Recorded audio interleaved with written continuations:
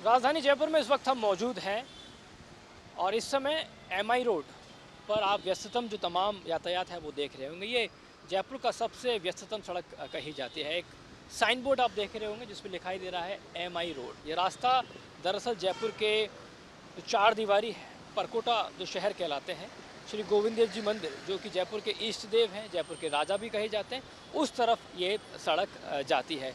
मिर्ज़ा इस्माइल जो कि जयपुर के दीवान हुआ करते थे, जयपुर के राजा ने उनको यहाँ पे बसाया और दक्षिण की खास तौर पे उनको जिम्मेदारी दी थी। तब से ही इस रोड का जो नाम था काफ़ी समय बाद में उनके नाम पर रखा गया था। लेकिन राजस्थान में अब सरकार बदलने के बाद भजनलाल सरकार आई है, तो भजनलाल सरकार के जो तमाम नेता हैं उन सब ने ये एक मांग उठाना शुरू किया है कि आखिर इस रोड का नाम MI road, Mirza Ismail road क्यों है। दरअसल छोटी काशी राजधानी जयपुर को कहा जाता है। तमाम मंदिरों की विरासत यहाँ पर देखने को मिलती है। अब भाजपा नेताओं का ये कहना है कि इसका नाम एमआई रोड ना होकर, यानी कि मिर्ज़ा इस्माइल रोड ना होकर, इसका नाम गोविंद देव जी के नाम पर रखा होना चाहिए। गोविंद देव मार्ग इसका नाम रखा जाना चाहिए। और ना सिर्फ इस रोड की हम बात करें, इसके अलावा जयपुर में ऐसे बहुत से इलाके हैं जिनका नाम बदलने की जो कवायद है, जो सुगबुगाहट है, वो राजस्थान की सरकार में शुरू हो चुकी है। देखिए, जयपुर के अंदर गोविंद देव जी यहाँ के आराध्य हैं। गोविंद देव जी के बराबर में किसी का भी नाम नहीं रखा जा सकता। उसका कारण है, जब शहीद भी होते हैं देश के लिए होते हैं। देश संस्कृति के आधार पर चलता है, तभी राष्ट्र बनता है। जब एकांतिक और अव्यभिचारिक निष्ठा होती है, तभी राष्ट्र का निर्माण होता है। तो ऐसी स्थिति के अंदर गोविंद देव जी से तो बड़ा कोई हो नहीं सकता। और जयपुर में वो गोविंद देव जी जहाँ के दर्शन करके स्वामी विवेकानंद शिकागो गए, महात्मा गांधी जहाँ के दर्शन करने आए, उस जगह के अंदर जाने वाला जो मार्ग है, जयपुर का सबसे प्रमुख मार्ग, वो मिर्जा इस्माइल के नाम पर होता है तो दर्द उठता है। लोग इस बात को नहीं जानते कि मिर्जा इस्माइल वह अपराधी है जिसने जयपुर के अंदर स्वतंत्रता संग्राम नहीं चलने दिया।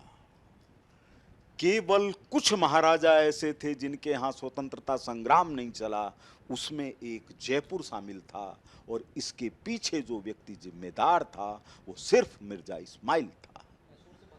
मैसूर के अंदर जब वो थे तो यही विषय आया कि मैसूर को भारत के साथ जुड़ना चाहिए।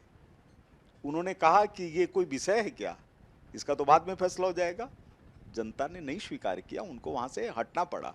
तो इसी तरह से जो मिर्जा इस्माइल हैं, वो अगर इस बात के लिए उनको श्रेय दिया जाए कि उन्होंने जयपुर की सड़कों, गलियों और इन सब को एक आकार देने की कोशिश की, तो यह बात समझ में आनी चाहिए कि जयपुर 1727 के अंदर जब बना है तो 9 चौकड़ियों के ऊपर बनने वाला विश्व का सबसे सुंदर शहर था।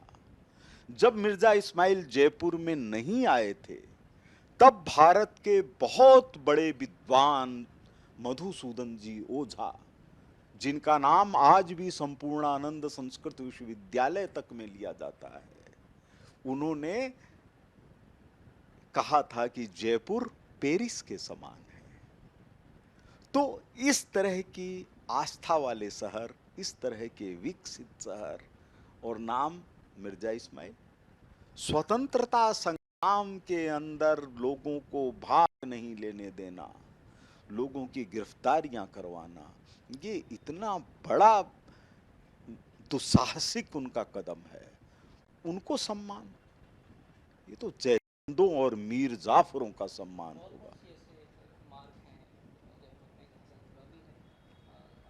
देखिए, मार्ग का मतलब यह है कि जैसे जयपुर में रामगंज है, राम यहाँ की राजवंश परंपरा से जुड़े हुए माने जाते रहे हैं।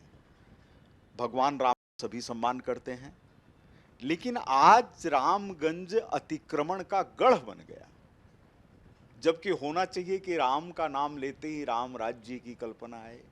आज कल्पना क्या आ रही है, शाम को 6 बजे के बाद वहाँ कोई भी अच्छा व्यक्ति, अच्छे परिवार वाला अपनी बहन बेटियों को साथ लेकर के या बहन बेटियों को लेकर के वहाँ से गुजर नहीं सकता। ट्रैफिक का आलम ये है कि अगर कोई अपनी गाड़ी को निकालना चाहे तो उसको भी लोग निकलने नहीं देंगे, मारपीट करेंगे। तो ऐसी स्थिति के अंदर इन सबको वापस कैसे प्रतिष्ठापित किया जाए, तो मैंने एक राय व्यक्त की कि रामगंज तो रामगंज ही रहेगा। क्या इसका नाम प्रभु रामगंज हो जाए तो लोगों की मनस चेतना में कोई फर्क आएगा?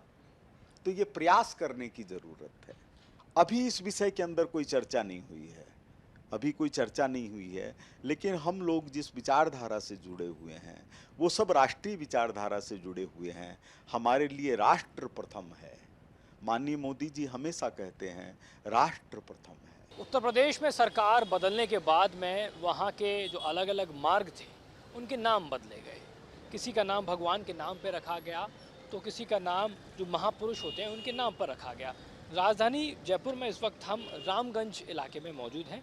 मुस्लिम आबादी वाला क्षेत्र ये कहा जाता है।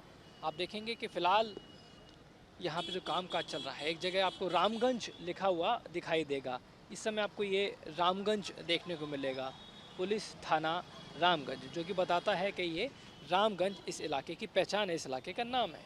लेकिन जिस तरीके से भाजपा इस समय बात कर रही है, वो ये विकल्प दिया गया है कि इसका नाम, क्योंकि ये राम के वंशजों से जुड़ा हुआ पूरा के पूरा जो क्षेत्र है, यहाँ के जो राजा थे उनको राम के वंशज कहा जाता है, तो क्यों ना रामगंज से पहले प्रभु रामगंज लिख दिया जाए। यानी कि अचानक से रामगंज का नाम बदल के प्रभु रामगंज बदल दिया जाए। और ऐसा ही नहीं है सिर्फ रामगंज, एमआई रोड की हमने बात करी, हसनपुरा की हमने बात करी, ऐसे बहुत सारे क्षेत्र हैं, ऐसे बहुत सारे मार्ग हैं जिनका नाम बदलने की जो चर्चा है इस समय भाजपा खेमे में शुरू हो चुकी है। लेकिन अब नाम बदलने के बाद में क्या होगा? वीडियो जर्नलिस्ट राजू चौधरी के साथ आशुतोष शर्मा, न्यूज़ नेशन, जयपुर।